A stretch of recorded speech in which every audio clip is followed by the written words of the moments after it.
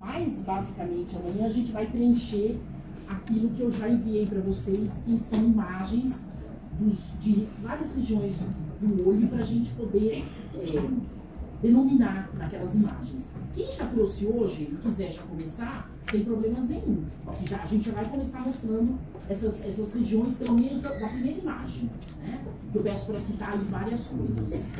Tá. Então, se a gente pensar em olho,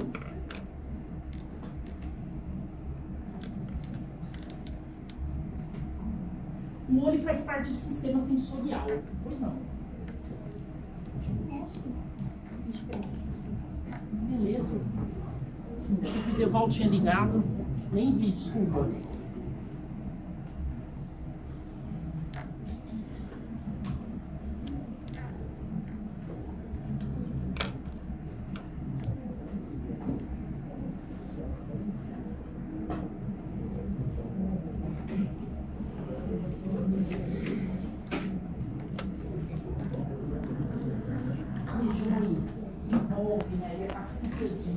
Informações do meio externo ou até do meio interno, e os estímulos, essas informações são levadas à parte central, né, para ser elaborada uma resposta. Então, na verdade, pensando em sistema sensorial, esse sistema sensorial, um sistema sensorial especial, que a gente já falou sobre ele, né, a gente tem aí a visão sendo uma das coisas a serem exploradas. Mas nós já vimos alguns, vamos pensar no tato. O que eu posso falar desse sistema sensorial que envolve o tato? Quem é a estrutura que pega a informação do meio externo e leva, o meio externo é só mais externo, né? Interno, e leva isso para a parte central. Quem é essa história? O tato. Receptores, por exemplo, de Meissner, estão lá na derme papilar. O axônio faz parte do neurônio circumpolar, né? Que a gente viu. Estão dentro de um nervo, obviamente, e que essa informação é passada para a parte central para ser processada. Uma vez processada, a resposta volta com essa sensibilidade. Okay? Então, o tato a gente já falou. Falamos também da área olfatória. A área olfatória é aquela célula que não passa pelo neurônio circumpolar, ele vai direto para a parte central. Né? Falamos da olfação. No teto de cada cavidade nasal tem esses neurônios que levam diretamente essa informação. Falamos também dos canículos gustatórios, presentes lá na língua, nas papilas linguais. A papila filiforme não tem canículo gustatório. O gingiforme pode não ter, né? E as foliares sempre vão ter. Então, os axônios aí vão levar essa informação para a parte central, a resposta é o paladar. E vamos falar agora desses dois especiais. Como eu falei, a gente não tem lâmina boa para mostrar todas as regiões do olho, bem como da orelha. Na verdade, uma orelha nem existe, né? É muito difícil a gente coletar essa parte da orelha, principalmente a orelha interna, que é o que mais é explorado, a parte da área vestibular, a parte da área da cóclea, né? Uma é audição, outra é o equilíbrio, que a gente tem aí para falar, dar detalhes, enfim. Então, eu vou trazer essas imagens para vocês, ok? São as imagens que a gente vai usar aí durante a aula. Tá, então a gente vai começar pela visão, recepção de estímulo, cuja resposta no final elaborada é a visão. Tá? Vamos começar por ela. Quando a gente fala em olho, ou olhos, nossos olhos têm 4 componentes. Os globos oculares, né? Que, claro que isso vai variar de indivíduo para indivíduo, de animal para animal. As pálpebras, isso aqui a gente já discutiu. Vamos recordar hoje, né? Pálpebra superior e pálpebra inferior. As glândulas lacrimais, que nesse esquema não estão presentes, mas eu vou mostrar para vocês a localização das mesmas. E musculatura estriada esquelética. Tem os músculos aí extraoculares, que a gente sabe da presença deles, mas isso é mais discutido na anatomia. A gente não vai ficar falando de estrutura desse músculo, que ele faz, e assim por diante. Então, na verdade, desses 4 componentes, a gente vai explorar os globos, o globo ocular, e ver todas as regiões ou as estruturas que ele apresenta. Pálpebra a gente vai recordar, glândula lacrimal, só vamos falar a respeito dela rapidamente, e saber que tem musculatura estriada esquelética aí, que, na verdade, sustenta esse globo ocular, né? E vários outros tipos de músculo aí também. Por exemplo, o liso, que vai estar lá dentro do globo ocular e que eu vou incluir no momento que eu estiver falando dele. Tá, então existem 4 estruturas aí. Quando a gente fala do globo ocular, ele apresenta 3 camadas concêntricas, que a gente pode também chamar de túnica. Então, do lado mais, eu estou vindo da parte mais externa para a parte mais interna. A mais externa, inicialmente, aí, ela tem 2 partes, que é a esclera, que está em verde, interrompida na porção posterior do globo ocular pelo nervo óptico. Então, a esclera ela ocupa quase a totalidade desse globo ocular. E a parte ventral é a córnea. Então, a esclera mais a córnea forma a primeira túnica ou a primeira camada mais externa do globo ocular, que é chamada de túnica fibrosa, túnica externa ou córneo-escleral, porque tem os 2 componentes ali. Tudo bem? Tá, vamos em seguida. Abaixo dela, túnica vascular médio-úvea. Ela tem praticamente 3 constituintes. A coroide, eu vou passar aí na parte laranja, na coroide de um lado e na coroide do outro lado, porque tem essa interrupção pelo nervo óptico. O corpo ciliar, que é esse que tem um aspecto triangular, uma morfologia triangular, né? Que eu tenho de um lado e de outro, cujos processos ciliares seguram uma lente, que é o cristalino. Então aqui é o corpo ciliar, já já a gente vai falar mais dele. E a íris, que é a continuidade dessa coroide, que tem uma abertura entre elas, as duas, que a gente chama de pupila. Tudo bem até aqui? Então, o que está alaranjado é a chamada túnica vascular úvea ou túnica média, ou camada média. Tem uma patologia, na verdade, um processo inflamatório muito conhecido, que é a uveíte. A gente vai falar dele, né? Assim, rapidamente, para vocês observarem que é exatamente nessa túnica ou nessa camada. Tá. E depois nós temos mais internamente, ela está aí nessa tonalidade meio arroxeada, o que a gente chama de túnica nervosa interno-retina. E essa vai ter 2 tipos, uma camada que é pigmentada e uma camada que é nervosa. A nervosa, por sua vez, tem a parte não fotossensível e a parte fotossensível. Quando a gente fala não fotossensível, cone bastonete, ele pega os receptores aí que iam fazer sinapse com neurônios bipolares, né? A gente não vai conseguir finalizar ou chegar na retina, porque tem várias informações ainda das túnicas mais externas. Mas eu acho que basicamente a conversa da túnica mais interna aqui não é que é a mais importante, mas é a que está mais envolvida com toda essa história da visão, né? Vai ficar mais para amanhã mesmo, né? Eu imagino. Tá, até aqui alguma dúvida? Vamos seguir. Então, a primeira imagem que vocês têm aí no roteiro que eu enviei foi essa imagem aqui. E a primeira coisa que eu quero que vocês coloquem, ou denominem, as câmaras do globo ocular. Primeiro as camadas, a gente já viu. A túnica fibrosa, eu vou escolher um nome, que é a mais externa. O que está em verde aí, no caso, mais externa na imagem, que vocês têm é a esclera e a córnea, que é esse número 1, dá pra gente ver aí, né? Depois a mais interna seria a coroide, que ela também está subjacente à túnica fibrosa. O processo ciliar e a íris, os 2 lados, dá pra gente ver. E aí a túnica mais interna, a separação das 3 túnicas na imagem, às vezes não fica tão evidente, mas algumas coisas em relação às túnicas a gente consegue colocar ali. Por exemplo, a córnea, né, nessa imagem. Tá, já falamos das denominações das túnicas, vamos falar das câmaras agora. Eu tenho a primeira câmara, que fica entre a córnea e a íris. Então, no esquema, abaixo da córnea, que está em cinza, e a íris, que tem 2 projeções aí do corpo ciliar, a gente tem a primeira câmara do olho, tudo bem? A segunda câmara, que é a chamada câmara anterior, desculpem, câmara anterior. A segunda câmara é a que fica abaixo da íris, entre ela e o cristalino ou lente, que dá pra gente ver aqui também. E essa número 2 é a chamada câmara posterior. Câmara anterior e câmara posterior são preenchidas por um líquido, que é chamado de humor aquoso. Tudo bem? E depois nós temos a terceira câmara, que é a que a gente vê também no corte histológico, que a gente está vendo na imagem. Essa câmara é chamada de câmara vítrea. E ela é preenchida pelo corpo vítreo ou apenas vítreo. A gente vai ver quem produz esses humores. O humor vítreo já não é um nome tão usado. O nome mais usado é chamar corpo vítreo. Tá? E já já a gente vai ver quem produz o humor aquoso e quem produz o corpo vítreo ou o vítreo, né? Tá, o aumento dessas regiões e câmaras, quem que seria essa camada aqui, ó, que eu estou apontando? A que túnica ela pertence?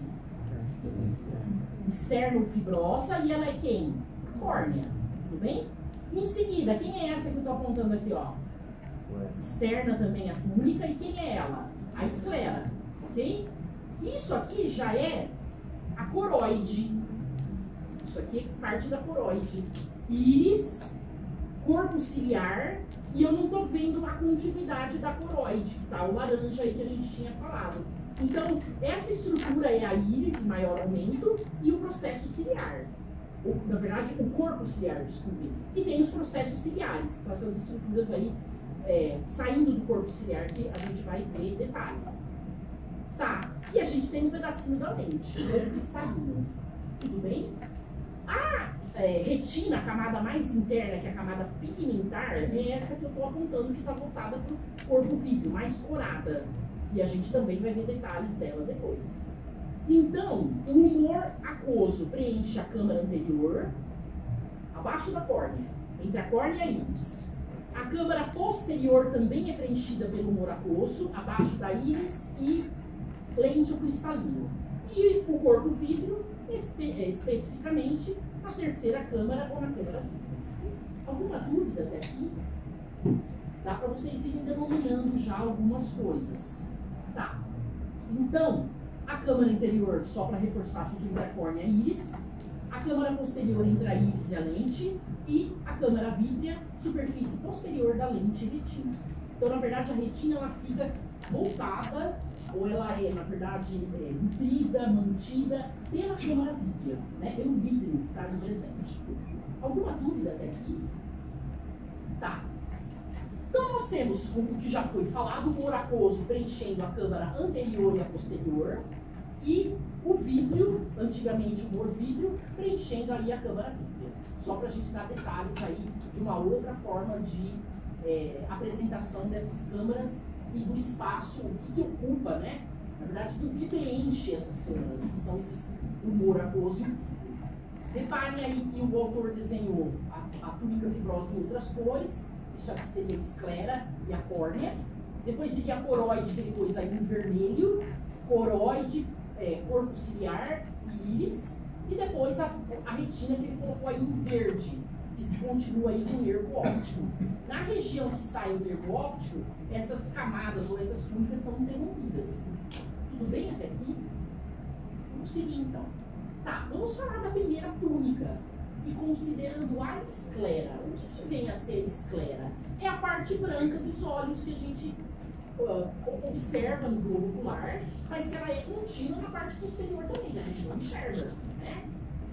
A parte branca, ela é pouco extensível e muito vascularizada. Eu estou falando dessa região aqui, ó. Repare que a gente tem vários vasos e às vezes quando ela tem algum processo inflamatório, ou a gente, de certa maneira, lesiona, bate, enfim, eles ficam bem evidentes esses vasos, né? Tá, então, a primeira ideia que eu tenho que ter é que eu estou falando dessa região. Basicamente, ela é o quê? Ela é colágeno 1, basicamente, que a gente vai ver agora. Tá, ela cobre os 5/6 posteriores do globo ocular, e a gente só vê um pedaço dela perto da córnea, né? O que mais que a gente pode falar? Que é um conjuntivo que vai proteger e vai dar forma ao olho. Proteger quem? As túnicas mais internas. E dá essa forma arredondada dos nossos olhos. O que mais que a gente pode falar? Anteriormente a ela, nós temos a córnea, e a separação desses dois componentes da túnica fibrosa é chamada de limbo. Então, entre a córnea, para separar a córnea da esclera, nós temos a região do limbo. E por que isso é muito importante a gente guardar? Porque é aqui que vai dar a drenagem, vai ocorrer a drenagem do humor aquoso, que a gente vai ver já já, né? Tá. A porção posterior, ela vai ser interrompida, como a gente tinha falado, pelo nervo óptico. Então, na verdade, se isso é conjuntivo, praticamente, como que ela se continua com esse nervo? O que era a camada mais externa de um nervo? O epineuro, vocês lembram disso? Então, a túnica fibrosa continua aí com esse epineuro, né? que é a continuidade da esclera. Tudo bem até aqui? O que mais que a gente pode falar? Coberta pela conjuntiva, e conjuntiva é essa, pálpebral, né? A pálpebra cobre a superior e a inferior que a gente está falando. E ainda ela recebe pontos de inserção nessa região de musculatura, músculos extrínsecos aí do globo ocular. Tudo bem até aqui? Vamos seguir. É basicamente tecido conjuntivo denso e ainda mais, não modelado. A grande diferença entre a esclera e a córnea é que as fibras colágenas da córnea, elas são organizadas. Isso que dá transparência na córnea. A esclera não é transparente, ela é branca, porque as fibras colágenas não estão organizadas. Então é um conjuntivo denso para as duas, só que a córnea é organizada e a esclera é não organizada. Se é conjuntivo denso, basicamente quem que manda? Colágeno 1, que a gente já viu, né? E aí, como ela está toda diferente em termos de paralelismo do colágeno, a gente não tem transparência, ela é branca, né? Mas ainda a gente tem outros componentes em menor quantidade. Outro componente fibroso do conjuntivo é material elástico, temos glicosamiloglicanas, né? Temos, como a glicosamiloglicanas, esses dois tipos, que existem outras glicosamiloglicanas, e se a gente pensar em celularidade, poucas células, pensando aí na que mais predomina, fibroblasto. Mas ela não é vamos falar, um conjuntivo muito celularizado. Tudo bem até aqui? Tá, vamos seguir. A camada mais interna, que fica voltada para a coroide, porque a gente tem a esclera, a coroide e a retina, né? A camada mais interna. Então essa camada voltada para a coroide, ela vai ser um pouquinho diferente. Ela vai ter menos colágeno, as fibras são mais delicadas, mais célula, pode apresentar melanócito e tem maior quantidade de material elástico. Então, na quase totalidade, quem manda é o colágeno 1. E aquela que fica voltada para a úvea, né, para a parte mais intermediária, a coroide, ela vai ter um pouquinho de diferença no sentido aí de ter algumas diferenças em termos de celularidade e o material é menos denso, ou seja, tem menos colágeno. Né? Tá, o que mais que a gente pode falar? Posteriormente, essa esclera se espessa e ela vai ser contida com o epineumo que a gente já tinha falado. Alguma dúvida até aqui? Vamos seguir. Se a gente vier da parte mais externa para a coroide, a gente pode subdividir a esclera em camadas. Então, a primeira camada, mais externa de todas, ela é chamada de, isso aqui é a conjuntiva da pálpebra, né? A camada mais externa é chamada de fáscia bulbar. Não sei se vocês viram isso lá na anatomia. Antigamente o nome dessa face era chamada de cápsula de Tenon, o Tenon, né? A conjuntiva palpebral com ela, na verdade, não entra na constituição das camadas mesmo da esclera. A primeira camada dela vai ser a episclera, que é uma continuidade dessa face bulbar. Tá, é um conjuntivo frouxo. Ainda não é aquele denso que a gente falou anteriormente. Depois vai vir a esclera propriamente dita, que é muitas vezes denominada de estroma. Então, cuidado, porque a gente pensa em estroma com glândula, né? Porção de conjuntivo de glândula, mas aí não é uma glândula, mas esse nome é muito usado, né? Esse estroma que está aí presente no esquema é o conjuntivo denso que eu tinha falado anteriormente, que constitui os 75% aí dela, né? Tá, e depois a gente vem com a lâmina, que os autores podem chamar de fosca, mas a maioria chama de fusca, lâmina fusca, né? Com predomínio de material elástico. Quem é isso? É essa camada aqui que eu falei, que vai ter mais fibra elástica, vai ser mais celularizada, né? Pode ter melanócito, enfim. Então essa seria a esclera propriamente dita, e essa é a camada mais interna, nesse esquema que eu estou mostrando. E depois a gente vai ter o endotélio, que já faz parte aí da coroide, tudo bem? Que é a parte mais vascularizada aí da esclera. Eu não sei se eu coloquei essa imagem no roteiro, mas qualquer livro de textos vocês vão ter aí, desde a conjuntiva palpebral, depois da fáscia bulbar, as 4 camadas aí da esclera, considerando o endotélio, que já praticamente está dentro aí da coroide. Tudo bem? Pois não. A camada Estroma? Como é que é o conjuntivo ali? É denso modelar? O estroma é esse aqui, ó. As fibras estão paralelas, mas em todos os sentidos. Denso não modelado, se a gente for classificar, né? Tudo bem? Falando aí daquelas partes que a esclera propriamente dita mesmo? Esclera propriamente dita é isso aqui, ó. Os componentes. E essa é da parte mais interna. Predomina aí o material elástico, que é essa aqui, lâmina fusca. Ok? Então essa parte que é a esclera propriamente dita é chamada também de estroma, e que eu coloquei anteriormente, que são todos esses componentes. Posso seguir? Professor, qual que é a constituição da face bulbar? O que é uma fáscia? Lá na anatomia. O que é uma fáscia? Conjuntivo. Conjuntivo frouxo. Pode às vezes ter uma fáscia e um conjuntivo um pouco mais denso. Na verdade, se a gente for pensar no homem, né, de uma maneira geral, nós somos fáscia. Basicamente, a gente tem conjuntivo por todo o corpo. Uma inflamação de fáscia, por exemplo, no pé, causa uma situação que a gente chama de fascite ou faceite. Não sei se vocês já ouviram. É conjuntivo. Ouviu falar em face conjuntivo. Nesse caso aqui é frouxo. É mais para frouxo. Tudo bem? Posso seguir? Pois não. Não é que está na coroide. A esclera também tem vasos. Mas é o limite já com a coroide. Ok? Posso seguir? Vou seguir. Tá. Vamos falar da conjuntiva agora. Eu pus a conjuntiva aqui. Que conjuntiva é essa? Da pálpebra. Né? Que é quando a gente fecha os olhos, ela fica em contato com essa pálpebra. Né? Tem que ter, quando a gente está piscando, tem uma conjuntiva aí cobrindo a córnea e cobrindo uma parte dessa esclera, que é a parte visível aí. É disso que eu quero falar. Né? Então vamos olhar essa pálpebra aqui, a pálpebra superior. Então ela tem, na verdade, uma conjuntiva aí presente que fica mais fácil a gente olhar já os tipos de conjuntiva que tem. Eu vou acho que passar para o slide primeiro esse, fica mais fácil. A conjuntiva que cobre uma parte da esclera e a córnea recebe nomes diferentes. Vamos lá. Conjuntiva palpebral, que praticamente cobre a córnea, e conjuntiva bulbar, que está nessa região da coroide. Mas ela também tem uma outra continuidade aí, que é uma intermediária entre a conjuntiva palpebral e a bulbar, que é a fornicial. Então tem três conjuntivas. Qual que a gente já tinha estudado? Essa que é a conjuntiva palpebral.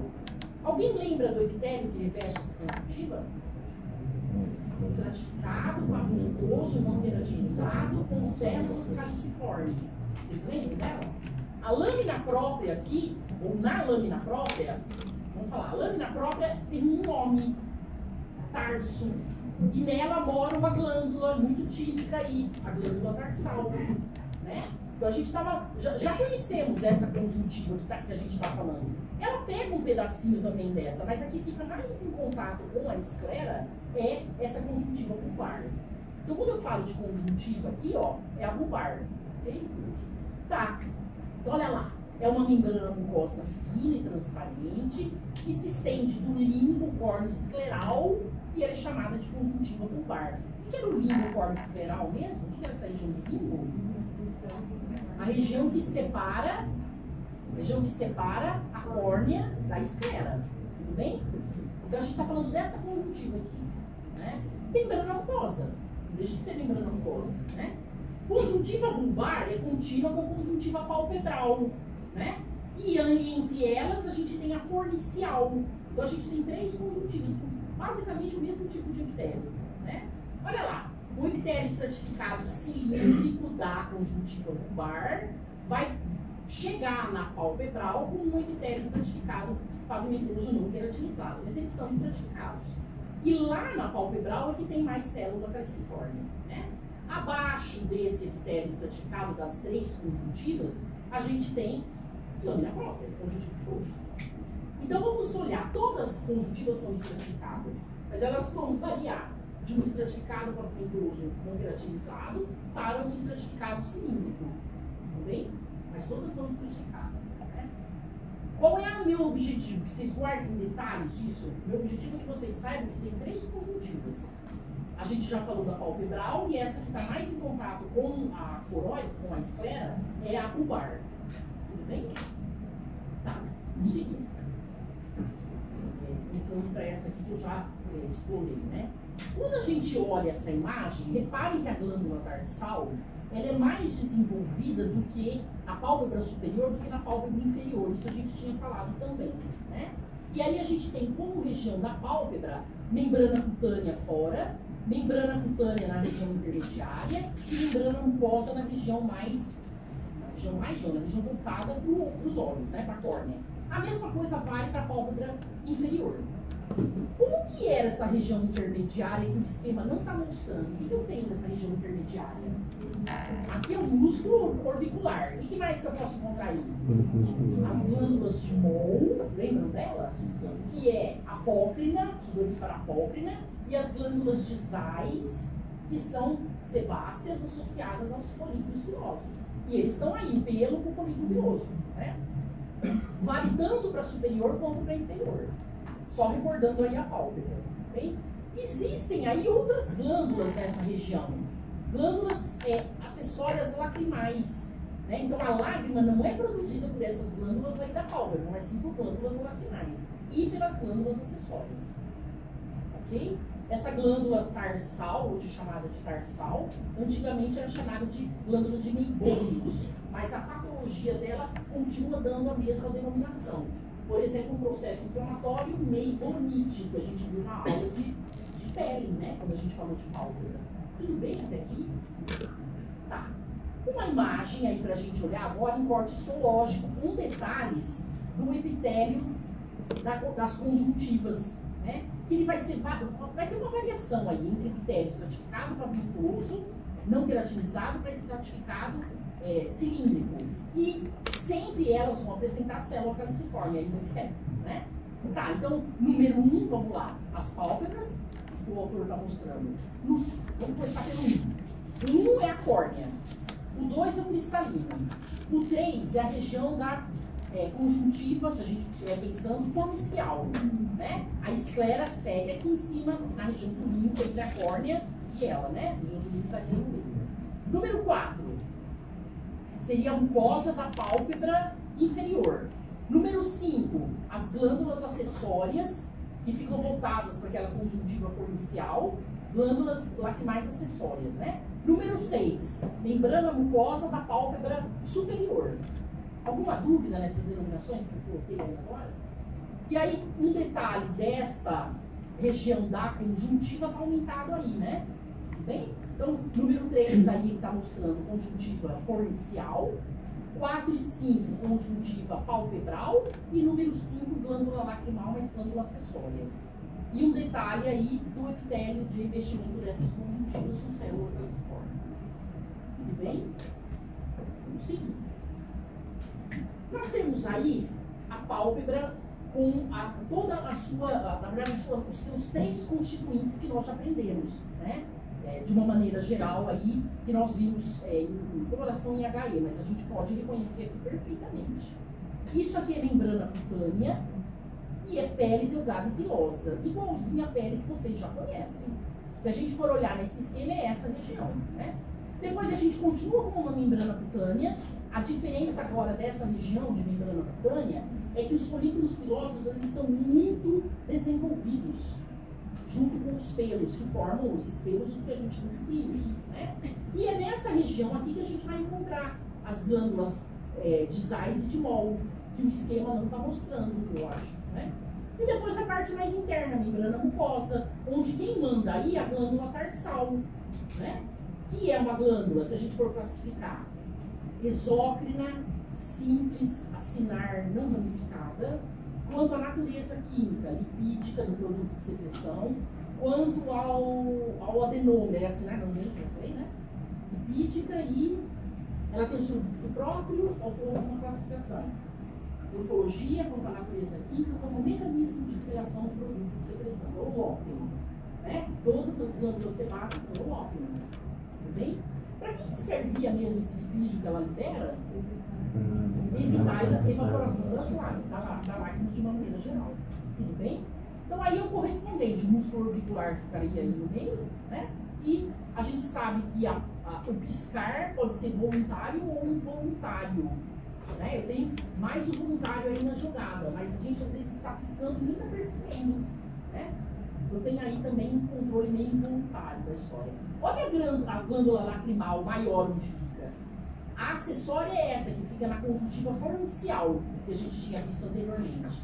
E a glândula lacrimal maior está aí. Né? Então ela não é produzida pela pálpebra, no caso aí a lágrima. Né?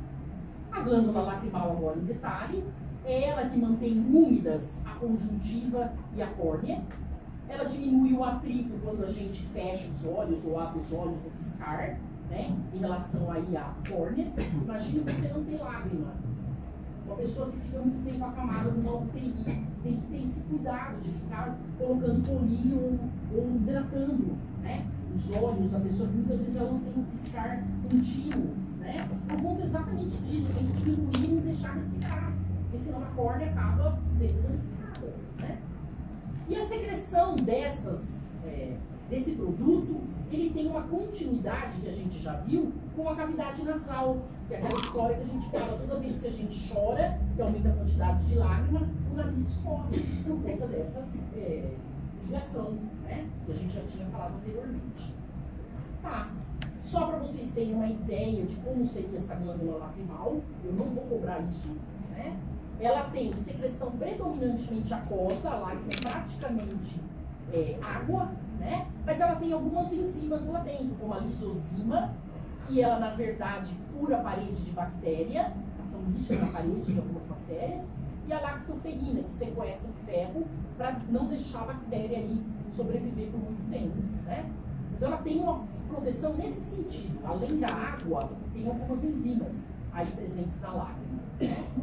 Misturada com a secreção de várias glândulas, por exemplo, a tarsal, ela sempre vai manter aí essa região, vamos falar assim, lubrificada, né? Não deixar evaporar a ponto de ameaçar a principal, assim, não é a principal, mas está mais voltada para isso que a córnea, que é o nosso primeiro local onde a luz vai passar.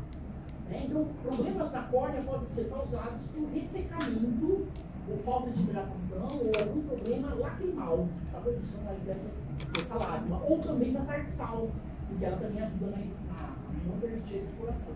Né? Tudo bem até aqui? Se a gente olha esse adenômero, quanto a ser seroso, mucoso, misto, o que mais parece isso aí? Seroso, não é isso? A secreção de todo o adenômero seroso, ela é mais viscosa, desculpa, ela é mais aquosa, ela tem mais água, enquanto que a mucosa é mais viscosa, né? E a gente já viu mais preguenta, né? Então reparem, a maioria parece ser acinar, né? Não é um alvéolo, apesar de ter uma luz maior, mas não é um alvéolo, como a gente tem, por exemplo, lá na glândula mamária, né? Uma luz um pouco maior do que vocês estão acostumados a ver. Mas existem outras estruturas estranhas aqui, vocês estão vendo? Então ela não é 100% acinar. Só para a gente relembrar aí algumas coisas de glândula, né? Então ela está mais para serosa do que para mucosa ou mista, em termos de natureza química, né? Do produto. Tá.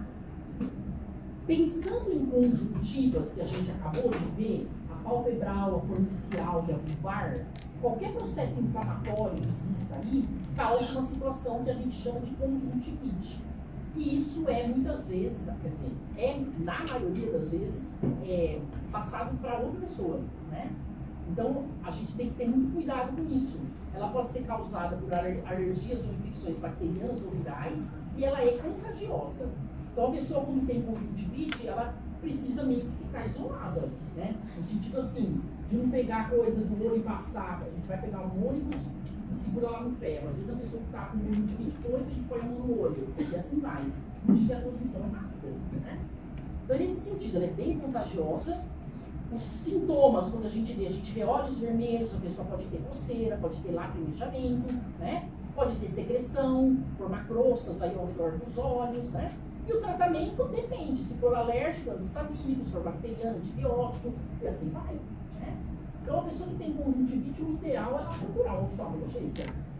Não ir tratando, eu tomei isso, serviu pra mim, toma também. Às vezes não é bacteriana, é viral, e aí vai vamos falar assim, prejudicando o tratamento, né? Prejudicando aí a cura e aumentando o contágio, né? Tudo bem? Tá, existe uma outra situação.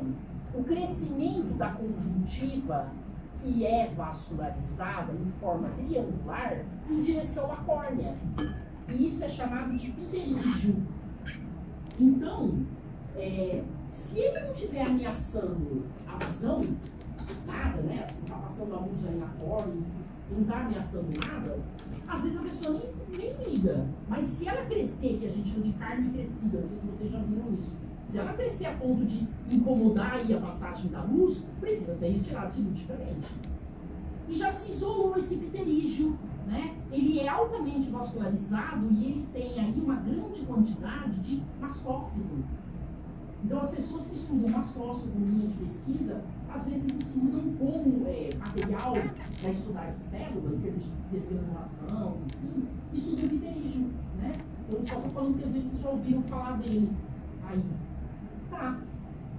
Tem uma outra situação, uma pessoa que tem esclera azul. Uma outra vocês conhecem, quando a esclera é amarela.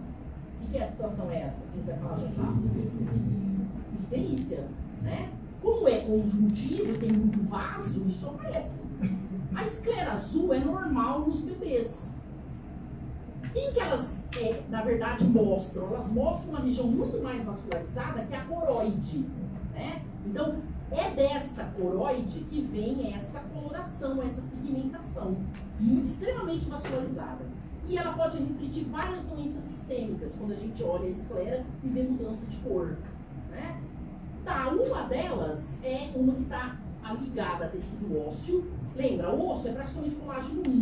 Então, tudo onde tiver colágeno 1, e praticamente a gente é colágeno 1, vai ter alguma mudança. E aí, uma das mudanças dessa osteogênese são os olhos. Por exemplo, a espessura e a transparência da esclera. Ninguém vai ficar guardando isso, né? Só estou mostrando aí uma situação onde a esclera pode estar mudada em termos de macroscopia e microscopia também, né? Tá, a amarela, altos níveis de bilirrubina no sangue, e sangue, principalmente da coroide, que a gente tem aí embaixo, mas também tem na esclera, né? E aí ela reflete situações aí. Doenças que podem ser o fígado de um adulto ou criança, por exemplo, quando tem um fígado que ainda não está amadurecido. Uma criança, um bebê que nasce precocemente, ele pode ter icterícia, né? Então, ela pode aparecer aí, tem outras causas, né? Aí na criança e pode aparecer aí no adulto. Então, por exemplo, uma pessoa que venha a ter uma anemia ou uma icterícia obstrutiva, uma malária, pessoas que têm, por exemplo, talassemia, que tem essa esclera meio amarelada, né? Então, é a velha história, olhar para a pessoa e ver.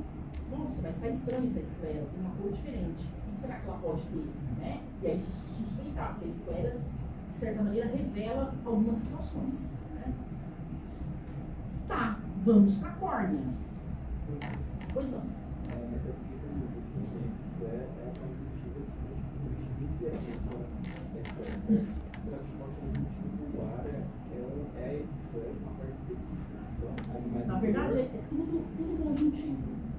Você começa com a fáscia, depois você vai para a episclera, depois você vai para a esclera propriamente dita. É tudo conjuntivo. Qual é a sua dúvida? Tipo, a episclera eu posso chamar de conjuntiva bular. A conjuntiva bular vem antes. A gente foi mostrar? Vem depois. Então, vamos lá. Conjuntiva bular. A fáscia vem depois. E a episclera vem depois. É tudo conjuntivo. Como que eu vou delimitar um do outro? Mais ou menos pela se ele é frouxo ou se ele é denso. Mais ou menos por isso. Ok? Mas é tudo conjuntivo. Mas eu não sei se vocês dissecam ainda o olho lá na anatomia. Antigamente tinha uma aula prática que vinham olhos de boi. É um pouco diferente o olho do boi fresco, né? Que era doado de açougue, ou abatedouro, enfim. Então, como eles jogam fora, então isso era trazido e aí as pessoas secavam, iam vendo cada parte. Eu não sei se ainda existe. E aí dava para ver o que é essa conjuntiva, o que é essa esclera e assim por diante, né? Vamos seguir aí. Tá, falando da córnea. A córnea continua fazendo parte da túnica fibrosa. Tudo bem até aí? Tá, ela tem 5 camadas e a gente vai falar de cada uma.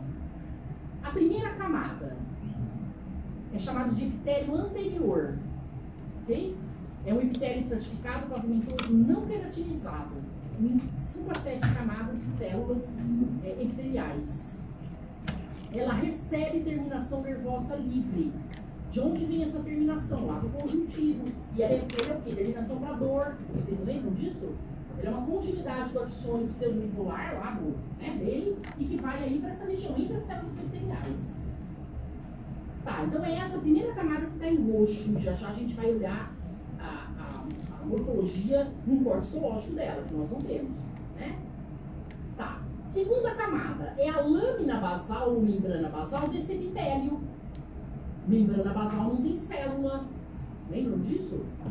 Eu tenho a lâmina basal, mas o colágeno 3, eu não tenho célula ali, né? Por isso que está falando não celularizada. E essa membrana é chamada de membrana de Baumann. Continua esse nome, eu acho. Não sei, lá na anatomia esse nome, pelo menos na histologia tem esses nomes. Mudou na anatomia? Sim, pessoal? Vocês não tiveram aula ainda? Tiveram? Não? Tá, não sei. Então depois vocês olham se é essa mesma denominação, ok? Depois vem o estroma da córnea. De novo, olha, estroma. Ah, mas estroma era para glândula. Continua, ele é chamado assim aí, tá?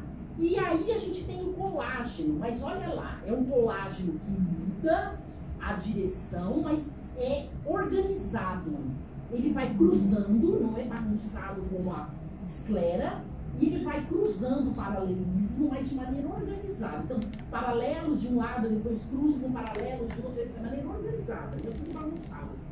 E é isso, essa disposição desse colágeno organizado, que dá a transparência da córnea, né?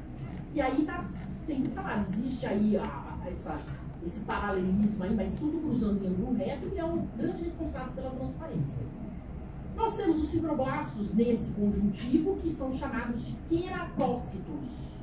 Cuidado, que não é queratinócitos, né? Então é melhor chamar de fibroblasto mesmo. Às vezes, células transitórias podem ficar aí, porque é um conjuntivo que recebe células transitórias, e a mais presente nessa córnea é o linfócito.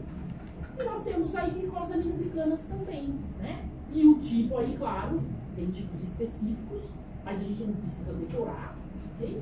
E eles estão aí presentes porque precisa ter segurar água de solvatação, para dar aí a hidratação para essa córnea. Tudo bem? A córnea é essa estrutura, né? Tá. Depois a gente vai ter quem? Uma membrana basal, que é chamada de membrana de Descemet, que junto com uma pré-membrana basal forma a camada de Dua.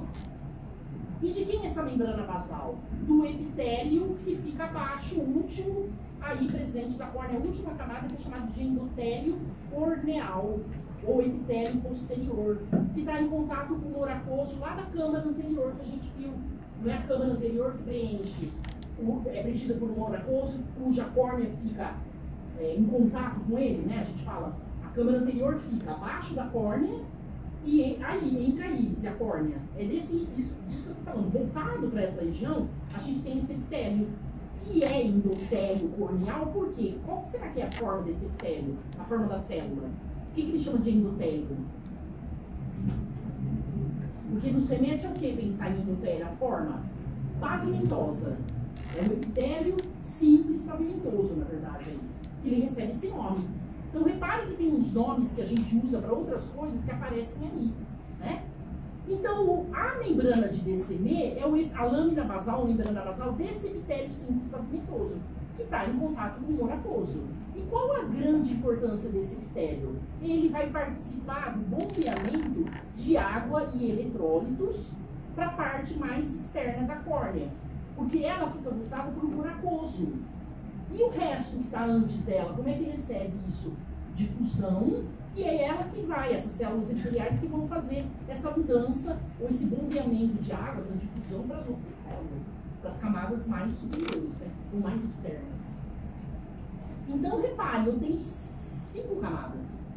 E o fato das colágenas, né, na parte do estroma da córnea, que aí está esquematizado no número 3, 5,3, ser colágeno que muda a sua direção em ângulo reto de maneira organizada, é a que dá transparência para a córnea. Reparem, não tem vaso. Ah, mas tem endotélio. Mas é um nome que é dado com o epitélio cintilaminoso dela. Não tem nada a ver com vaso sanguíneo, né? Não tem vaso. Como é que esse conjuntivo, então, aqui, o resto, se mantém? Difusão do humor aquoso. Por isso que é muito importante isso. Né? E o umedecido também, lá na parte externa. Lágrima. Então, tudo isso aí contribui para a funcionalidade, para assim, a manutenção dessa córnea. Né? Tá, o que mais? Ela tem a forma de cúpula e cobre o terço anterior do globo ocular, que a gente já tinha visto.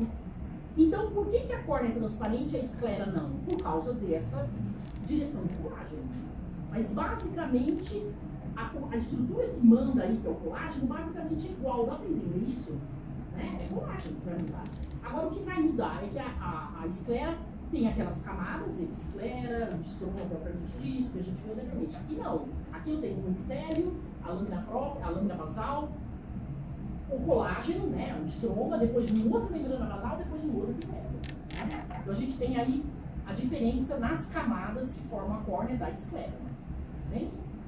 Se essa córnea mudar de forma, ela ficar mais pontiaguda, sair da forma de cúpula, isso é uma situação que também gera problema. Já ouviram falar de ceratocone?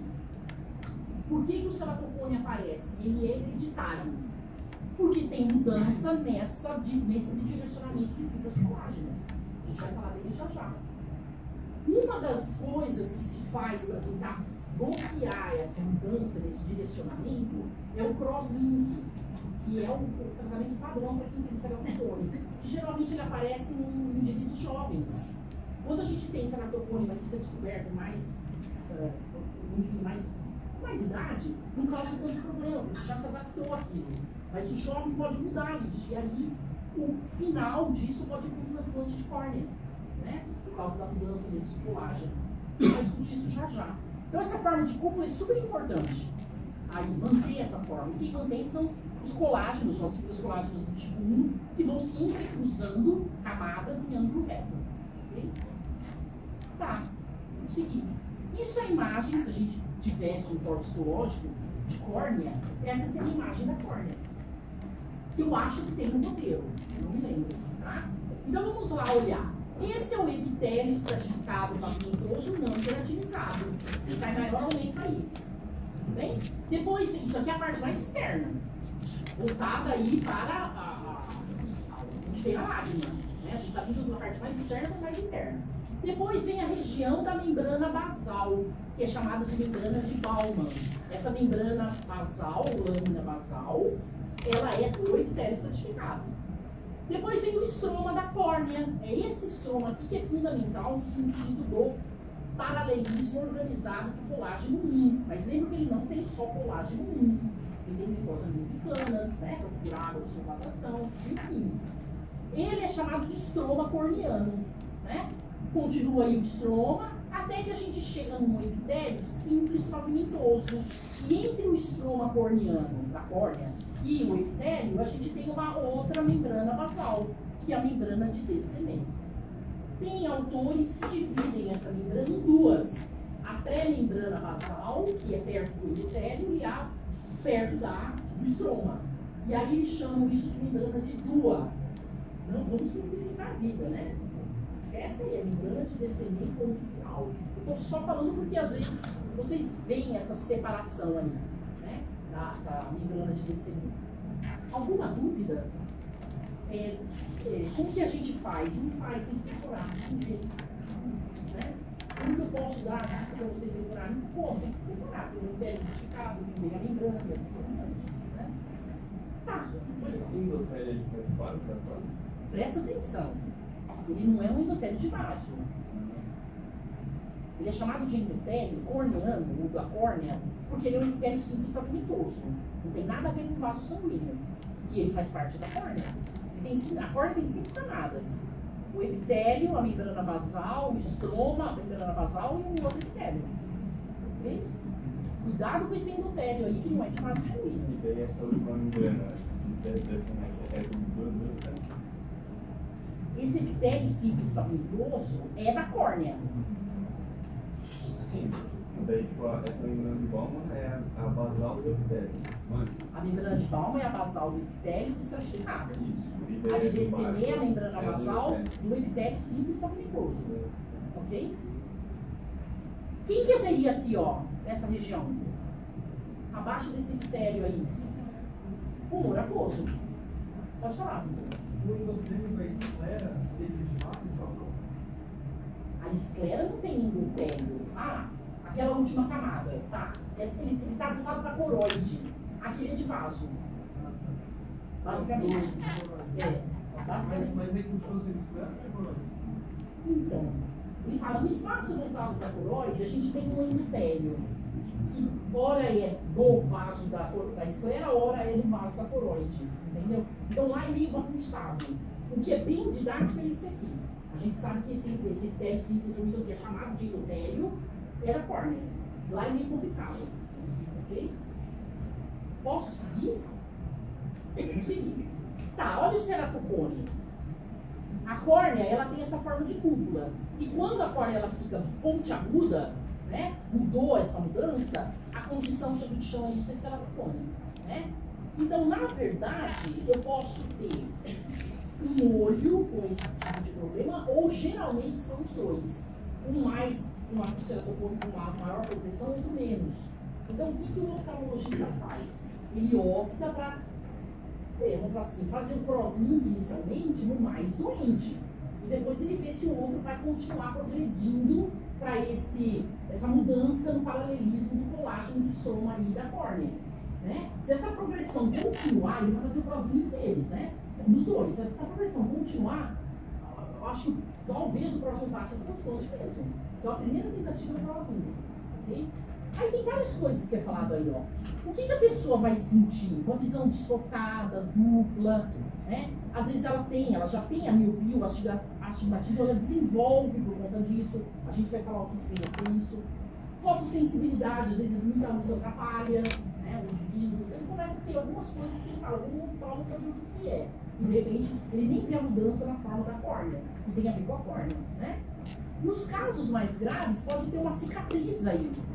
E aí atrapalha a entrada da luz. Porque a luz, a primeira coisa que ela vai atravessar vai ser a córnea. Tudo bem? Vamos seguir. E aí, olha lá, combinação, a causa é genética, né? Passa de mãe, pai para filho, enfim. Pode ser ambiental, uma pessoa que fica com alergia constante e fica coçando o olho. Isso pode vir a provocar o desenvolvimento do ceratocone, não pode ficar coçando. E às vezes hormonal, né? Inicia aí no final da infância, início da vida adulta, geralmente adolescente que desenvolve isso mesmo, né? E aí a maior parte, olha lá, estabilizado pelo crosslink. Mas se não for assim, vai para o transplante, não tem coisa. Tudo bem? Precisa. Transplante de córnea. É o transplante que, se a gente for pensar nos tipos de transplante, é o mais fácil de se fazer se não ter o material. Né? Porque os outros transplantes é a coisa mais complicada. Né? Existe aí, acho que em Sorocaba, o maior banco de córnea que tem. Estou errada, acho que não, né? E aí eles fazem, claro que eu acho que a pessoa deve entrar na fila, não sei como é que é o esquema, e aí eles fazem esse transplante diariamente. E tem aí muita córnea para ser usada, ainda bem, né? E olha agora, é um tipo de transplante que dificilmente dá rejeição. Pode dar rejeição, não estou falando que não, mas dificilmente dá. Por quê? Porque ele é avascularizado. Exatamente. Claro que tem que ter todos os cuidados de um transplante, mas geralmente ele é um transplante que tem muito sucesso. Né? E aí é só para mostrar que a córnea é retirada, é colocada outra córnea, né? E aí o indivíduo, por exemplo, acometido do ceratogônio, que tem outros problemas, pode vir a ter a visão normal. Né? Tá, vamos imaginar que a gente não tivesse um banco com muita facilidade de córnea. E aí a gente precisa de um animal. Quem é o animal que mais próximo poderia, próximo no sentido assim, de ser uma córnea muito parecida com a nossa, não ser uma córnea totalmente diferente, né? Vocês têm ideia de quem é? Tubarão. Mas como que a gente vai pegar a córnea de tubarão? Difícil, né? Então assim, a gente realmente fica voltado para a córnea humana, não tem como, vai capturar o tubarão, vai ficar pegando a córnea dele, né? Tudo bem? Mas ele tem a córnea mais parecida com o ser humano. Que daria aí certo, e eu acho que já foi feito esses trabalhos, que deu certo com córnea de tubarão esse transplante, a pessoa, para ser falado isso, né, a pessoa passou a enxergar tranquilamente. Né? Tá, vamos falar dessa junção córneo-escleral, que é a região do limbo. Então vamos ver, nós temos aí a córnea com aquelas 5 camadas, o epitélio, que a gente chama de endotélio, que pode confundir aí achando que é vaso, é esse que eu estou passando a ponteira aqui, ó. Ele fica voltado para o humor aquoso. Isso aqui é câmara anterior, né? Tá, e aí a gente tem a esclera, que muda em relação à córnea por causa das camadas dela, mas basicamente o que manda é o estroma. É muito parecido, né? Só que o estroma da esclera não é organizado, tão organizado, e o da córnea tem essa organização que a gente acabou de falar, né? E essa região do limbo que mora isso que é importantíssimo, que é chamado de canal de Schlem. É o canal de Schlem que ocorre, ou que vai fazer o controle da quantidade de humor aquoso. Então, quem é que produz isso? Os processos ciliares do corpo ciliar, as células não pigmentares lá, que a gente vai ver já já, que eu vou mostrar. Elas produzem esse humor aquoso. E ele cai na câmara anterior, passa para a câmara posterior, passa para a câmara anterior, via pupila, né? Entra a íris, e aí precisa ter um controle dessa quantidade de produção. Quem é que faz a reabsorção ou esse controle? Esse canal de Schlem, né?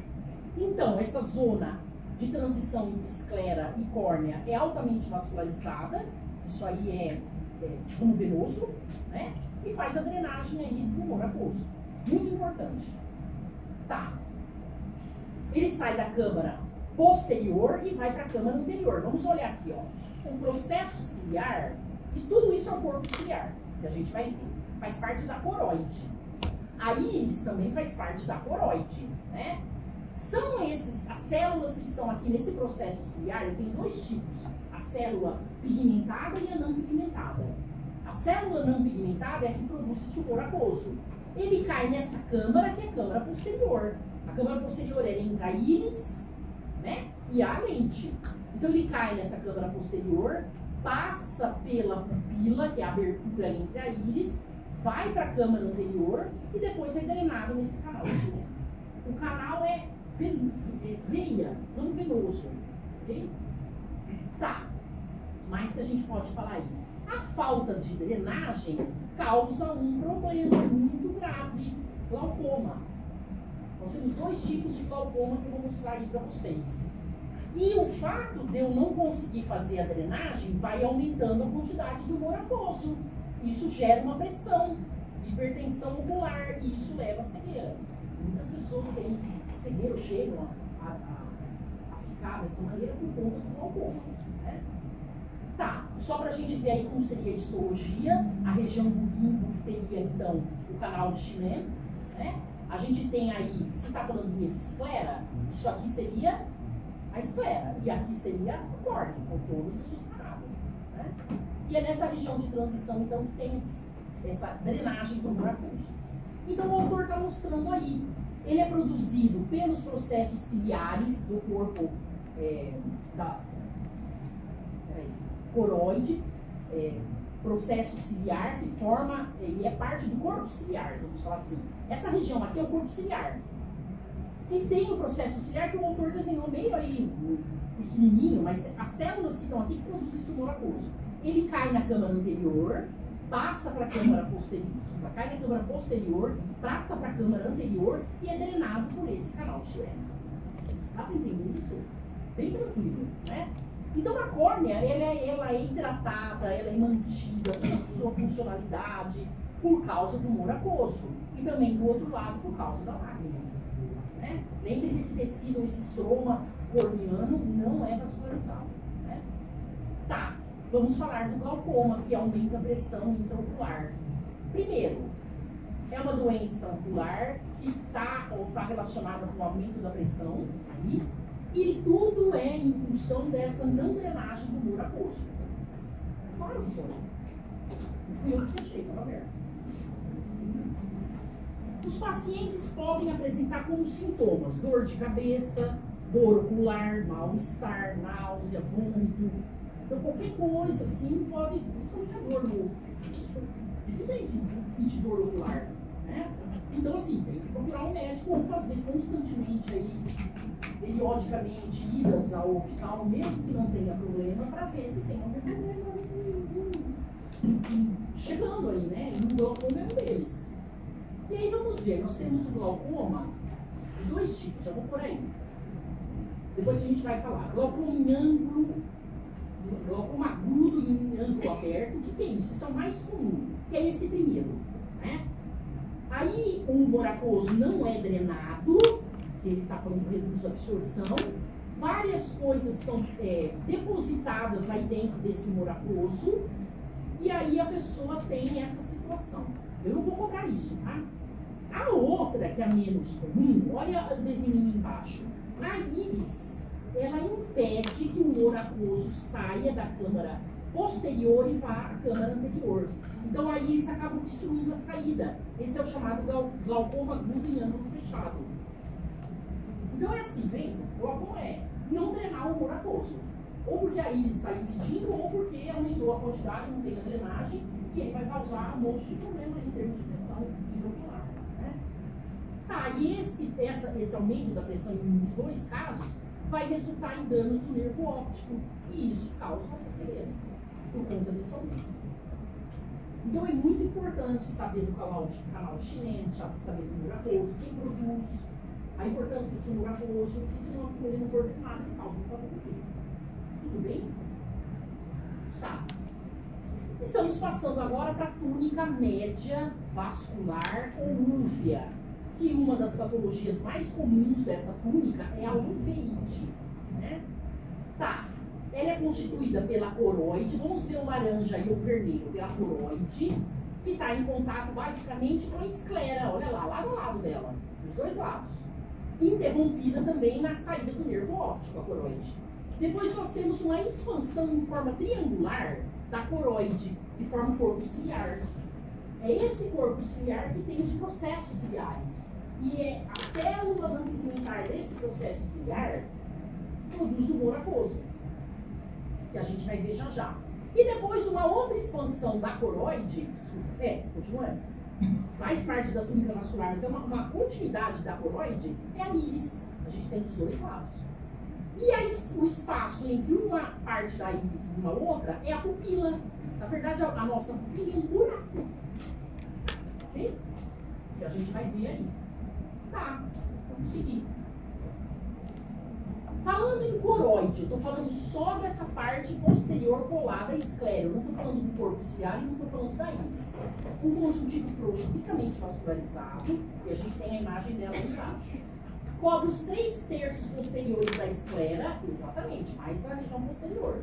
E aí a gente tem células do conjuntivo, fibras colágenas, elásticas e agora melanócitos.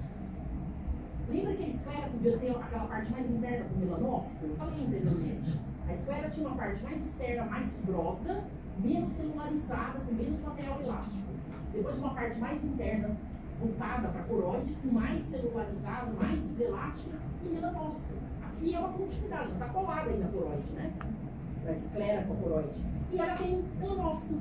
Para que será que serve isso? Olha lá. A pigmentação, ela absorve a luz que atravessa a retina. Ela não permite que sofra refração de raios, perda do raio. Por isso que eu tenho melanócito aí. Ele tem que passar por espaços que eu não tenho pigmentação, bater num local que não tem, para não ter reflexão, ou seja, perda. Tudo bem? Que a gente vai falar disso. Né? Então justifica a presença de melanócito. Melanócito vem de onde mesmo? Crista neural. Então eles migraram para essa região. Um pedacinho da esclera tem, a parte mais interna que ela está colada com a coroide, e a coroide propriamente dita tem. E aí eles exercem uma função. Tudo bem? Tá, vamos seguir. Aí nós estamos vendo a coroide, as camadas dela. Então, aqui a gente já tem a retina. Esse alaranjado é o epitélio pigmentar da retina. Isso aqui é a túnica interna, que a gente vai falar depois.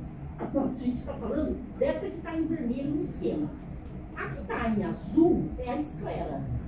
Tudo bem? Então eu estou vindo da parte com contato com a esclera em direção à retina, né? Tá, que seria esse vermelhinho aí.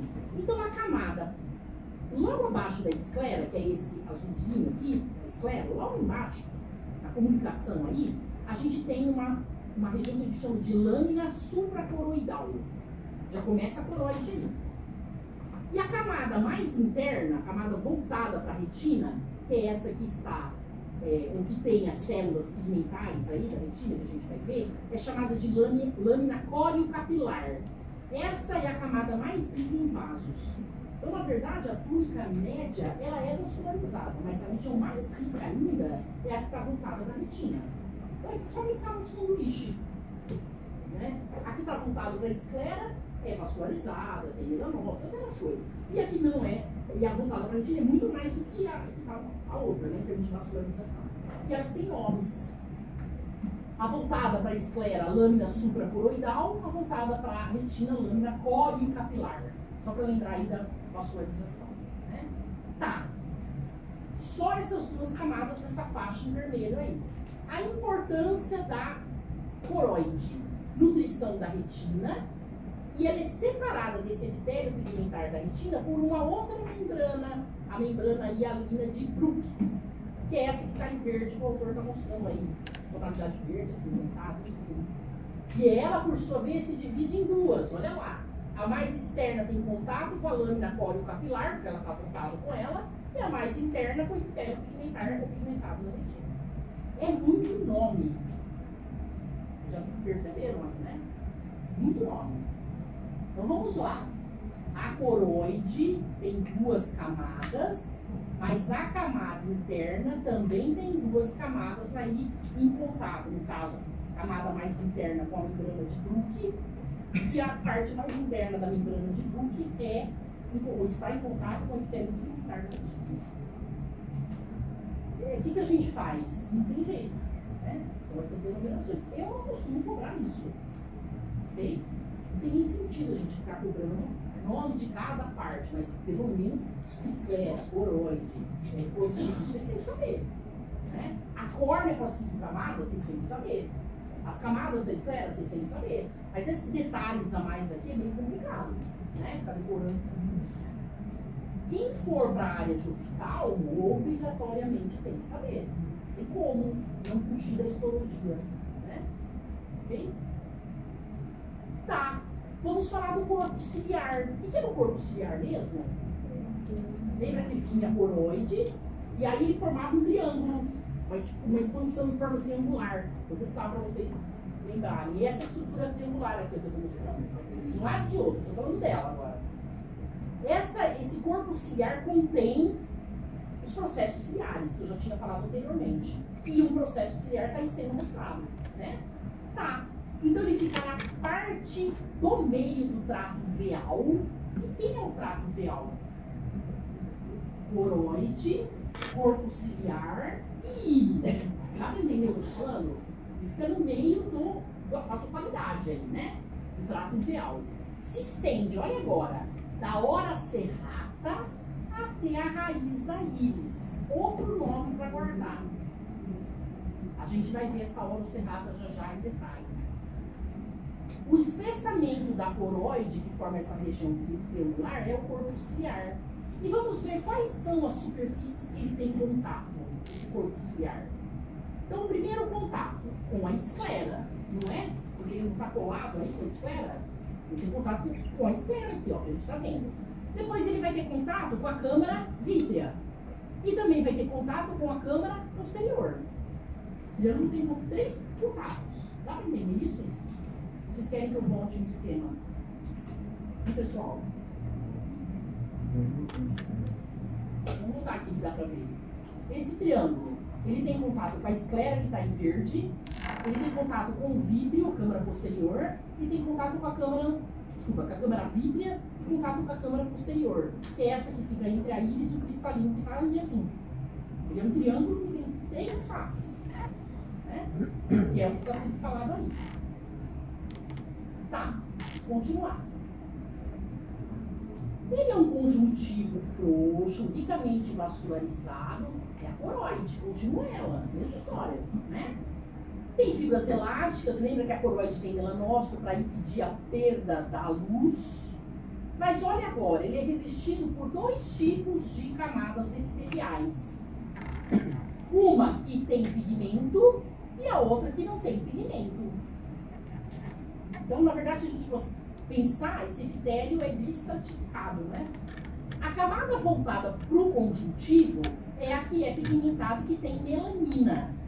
Continua tendo aí melanina, pigmento, tudo para não perder a luz. A luz tem que bater na retina, não pode ser perdida aí no trajeto dela, né? E a outra são as células não pigmentadas. Essas células não pigmentadas ficam voltadas para esse espaço, por exemplo, como a câmara vítrea, como a câmara posterior, né? São essas células que vão produzir o humor aquoso, a não pigmentada. Então pense, a coroide está chegando, a coroide é aquela que a gente já tinha falado. Essa aqui, muito vascularizada, né? Tá indo aí, com vasos, com melanina, mas ela vai formar um triângulo, que é o corpo ciliar.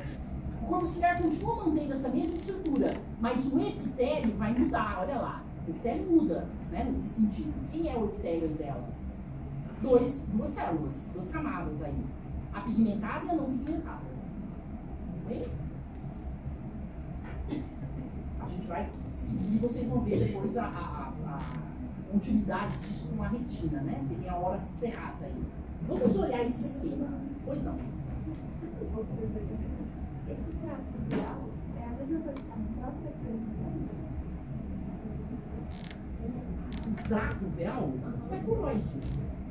Ela tem 3 pedaços. A coroide, desculpa, o trato véu é a túnica média, ou úvea.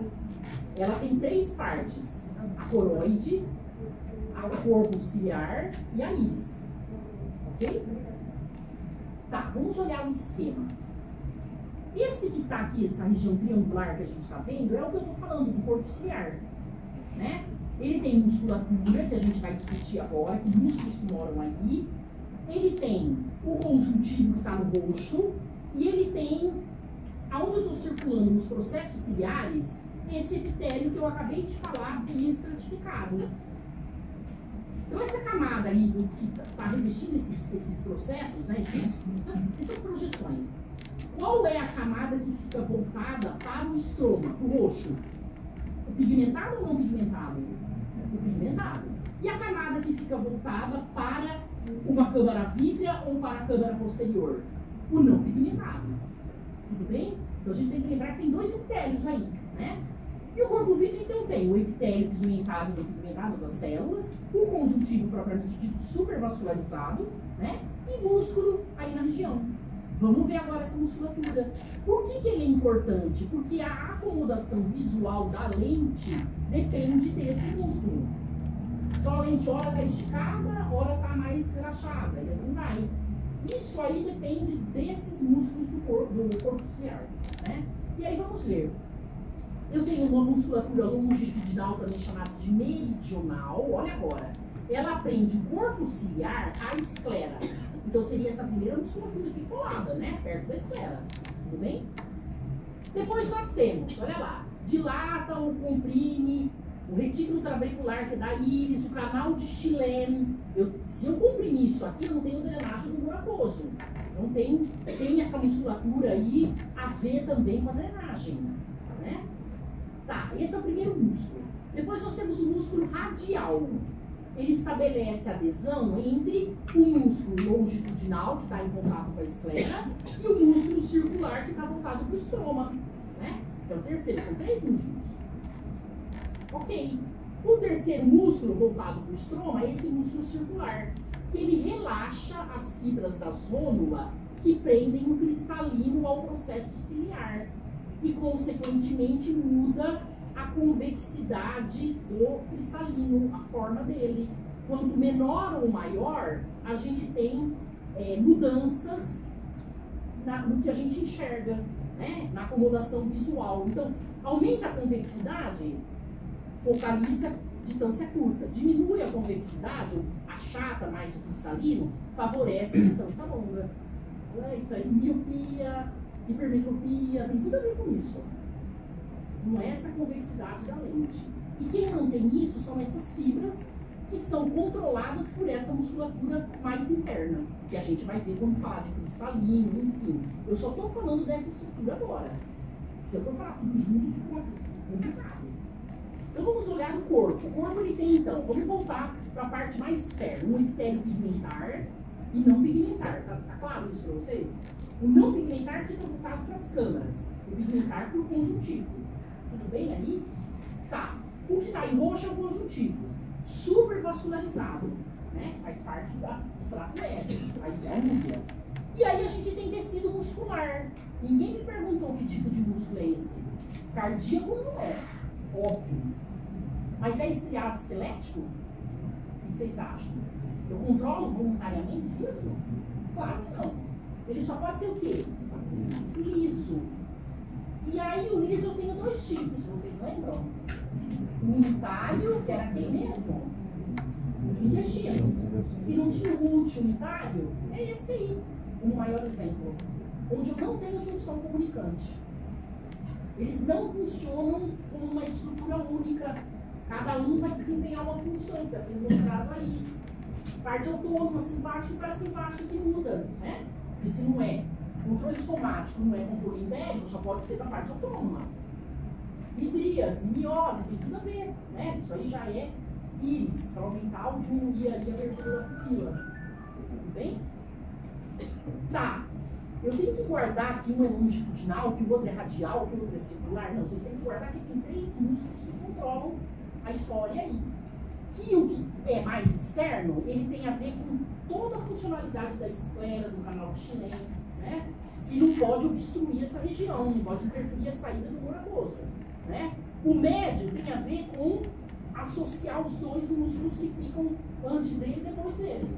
E o mais interno tem a ver com o cristalino, basicamente. É ele que vai aumentar ou diminuir a convexidade desse cristalino. E o cristalino está ligado no processo ciliar por essas fibras da zônula, que a gente ainda vai falar delas. Tudo bem?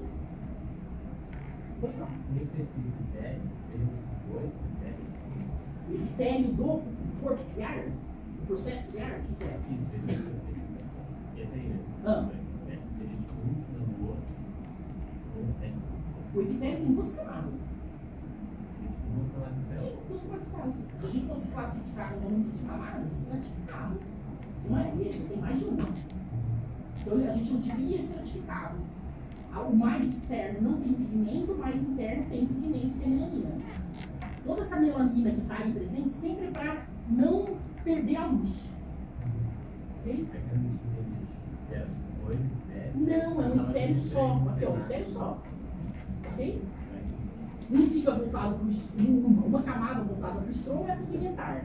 E a não pigmentar é a que fica voltada para as câmaras. Ok? Para a câmara vítrea, para a câmara posterior. Isso aqui é isso aqui. Vou falar, uma projeção dessa. Ok? Alguma dúvida até aqui? Vamos seguir. Então aqui o que o autor está mostrando? O corpo ciliar com os processos ciliares.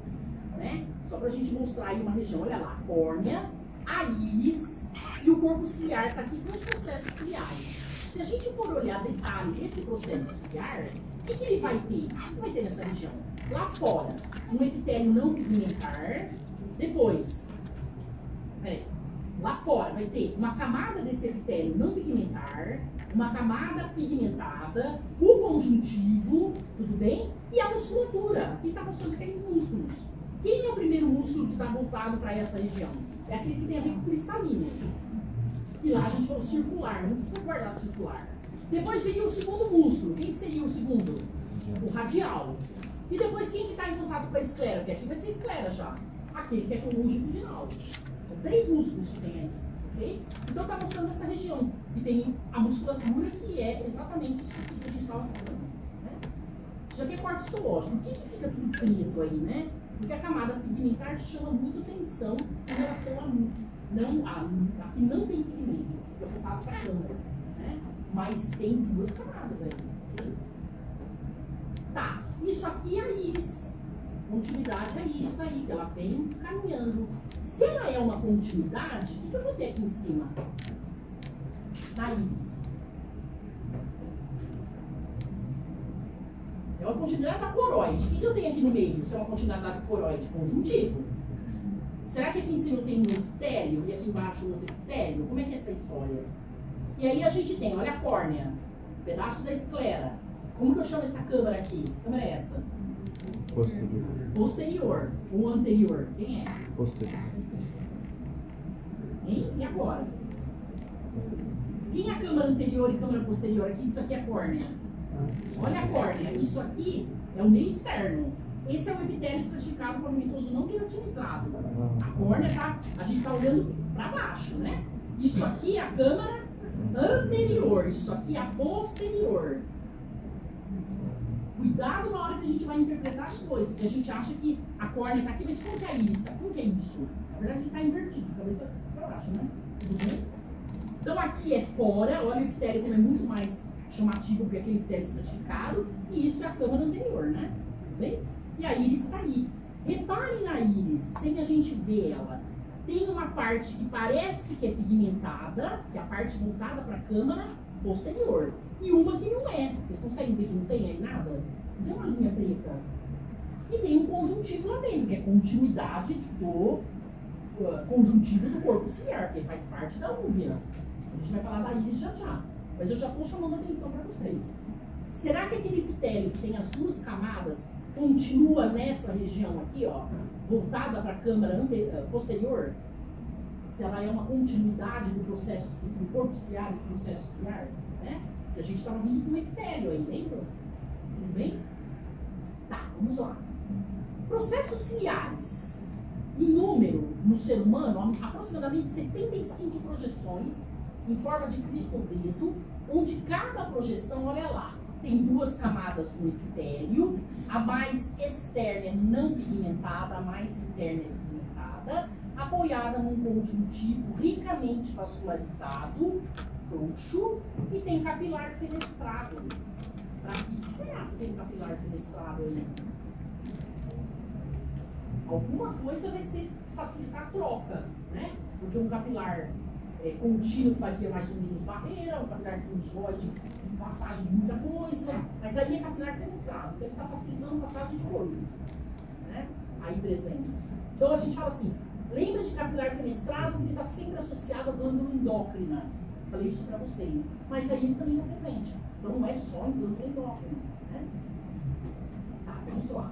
E essa é o epitélio de ovário, na verdade, uma imagem só dos processos ciliares. É como se eu pegasse esse conjunto aqui e aumentasse, né? Então eu estou vendo, olha lá, o epitélio não pigmentado e o pigmentado, mais interno, voltado para o conjuntivo. Esse não pigmentado fica voltado para a região que contém um couro aquoso, né?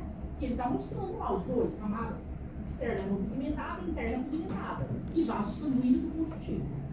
Tudo bem? Isso aí vem vindo, né? Estava lá na coroide e vem vindo no corpo ciliar, né? Tá, e olha agora.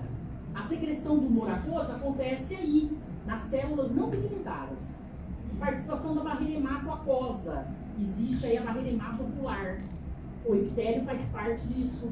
E secreção e fixação, olha agora, das fibras zonulares que formam o ligamento suspensor do cristalino. Então aquelas fibras da zônula que mudavam a convexidade, lembra que eu falei por causa daquele músculo, né, que está ali, é produzido também por essa célula. Esse epitélio do processo ciliar é muito importante. O pigmentado tem a ver com não perder luz, a parte do pigmentado. O outro com a produção de várias coisas, o humor aquoso, dessas fibras da zônula, fazer barreira e assim por diante. Muito importante. Vamos ver, as células não pigmentadas, elas têm junções de oclusão, um monte de bomba aí para fazer transporte. E aí, o que seria o humor aquoso? É o extravasado do plasma. A mesma história que a gente vem falando do líquor, que a gente vem falando para filtrado glomerular, né? Que a gente vem falando de líquido intersticial. Tudo é um extravasado do plasma que vai ser modificado, né? Por isso que a coroide é extremamente vascularizada, né? Porque tem que ter aí essa matéria-prima, né? Tá, então eles modificam esse plasma, passa por ela, o humor aquoso é secretado na câmara posterior, flui para a câmara anterior, passa pela pupila e é drenado pelo canal de Schier, que a gente já tinha visto. Olha aqui, corpo ciliar, íris, processo ciliar está ali nessa região. Essas são as fibras da zônula que as células produzem e que seguram o cristalino. Para elas puxarem o cristalino ou soltarem, relaxar e fazer isso, né? O cristalino aumenta a convexidade, diminui, depende da musculatura do corpo ciliar. Aquele músculo mais interno que eu tinha falado anteriormente para vocês, né? Que a gente estava discutindo anteriormente. Tudo bem? Tá. Continuando a falar desses processos ciliares. Prendem as fibras da zônula, que são produzidas por essas células. Prendem o cristalino aos processos ciliares, né? Então a gente até em microscopia consegue ver as fibras da zônula, que são essas bem fininhas em volta aí de um processo ciliar, né? E as funções para manter o cristalino suspenso e ficar localizado aí, né? Corretamente, bem posicionado, e vai modificar essa convexidade, permitindo aí a acomodação da visão. Focalizar para perto, focalizar para longe, e assim por diante. Uma pessoa que faz cirurgia da catarata, o que é a catarata? Sabe? Tem a ver com isso. É você mudar essa lente.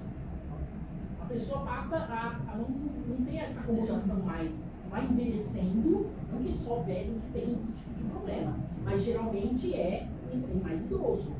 Né? Então, o músculo não vai ficando mais tão, não tem uma contração tão normal, as fibras que seguram ele também podem ter uma renovação tão constante. Então, o cristalino passa a ficar aí meio doente, né? Não tem toda a funcionalidade dele.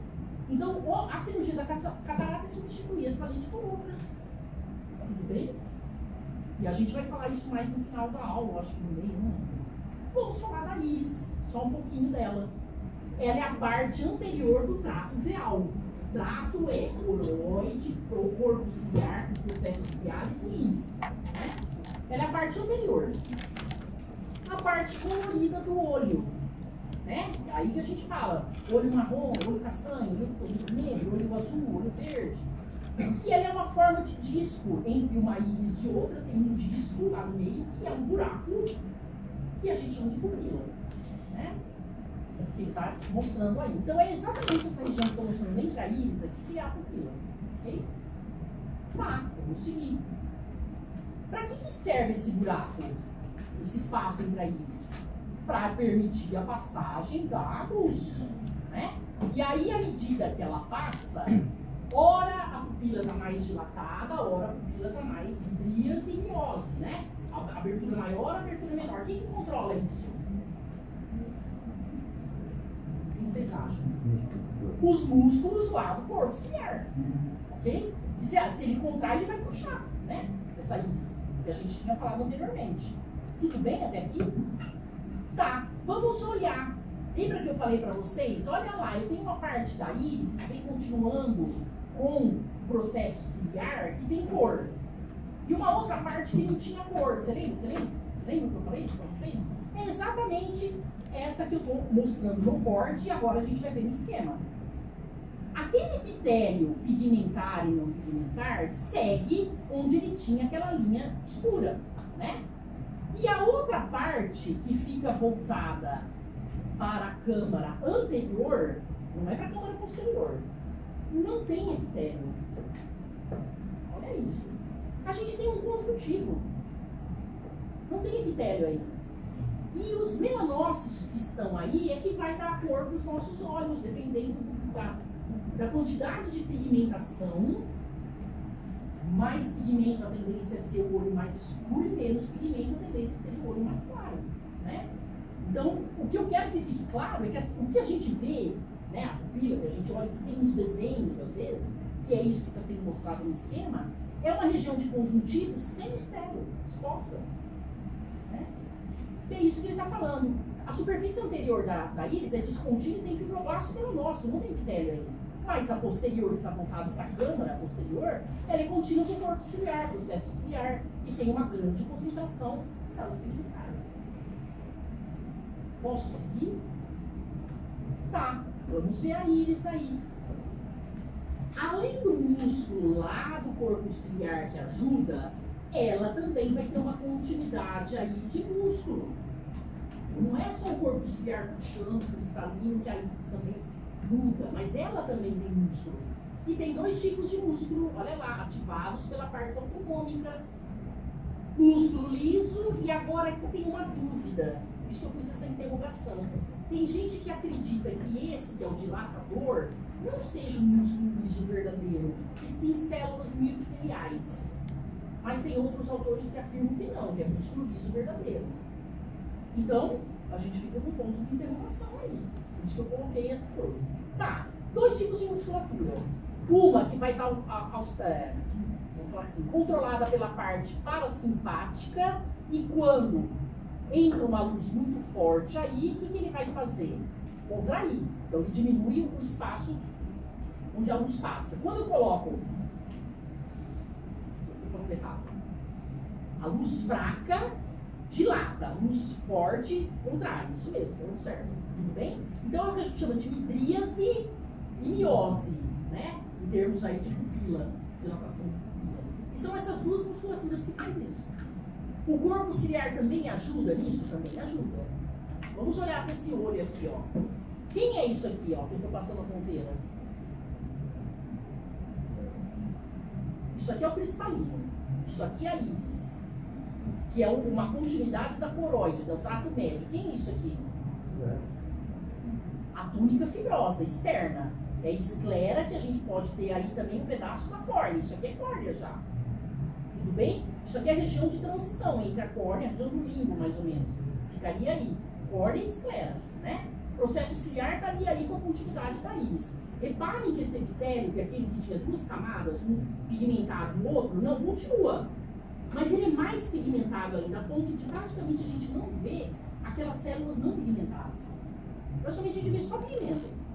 E quem é esse que não tem nada? É a parte anterior que fica olhando aí pro humor vítreo. Córnea, embaixo dela. Ok? Que eu não tenho epitélio, eu só tenho conjuntivo. Então é um conjuntivo com melanócitos e tem músculo aí liso, né? Mas tem essa dúvida aí se o dilatador é realmente um músculo liso.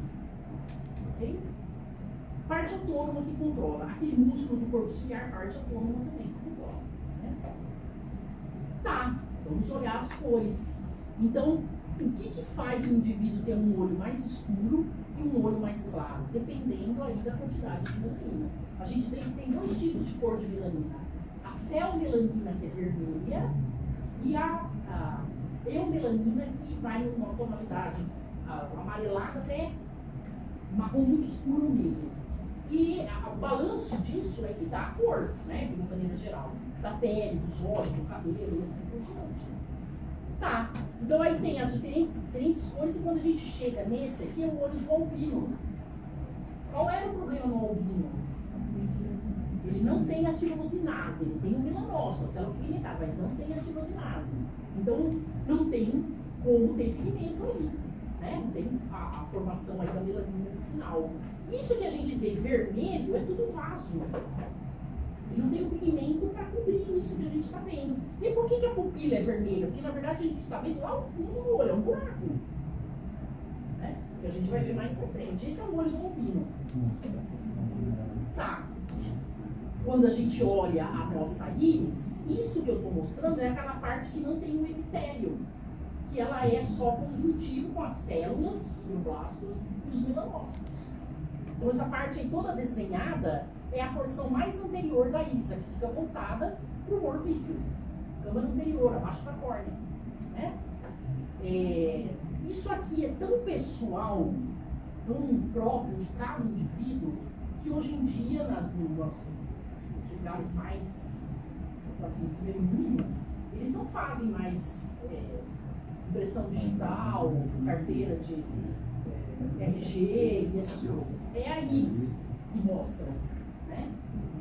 Já está sendo substituído em vários locais aí a íris da pessoa. Não tem mais essa história de documento, né? De tão próprio que ela é de cada indivíduo.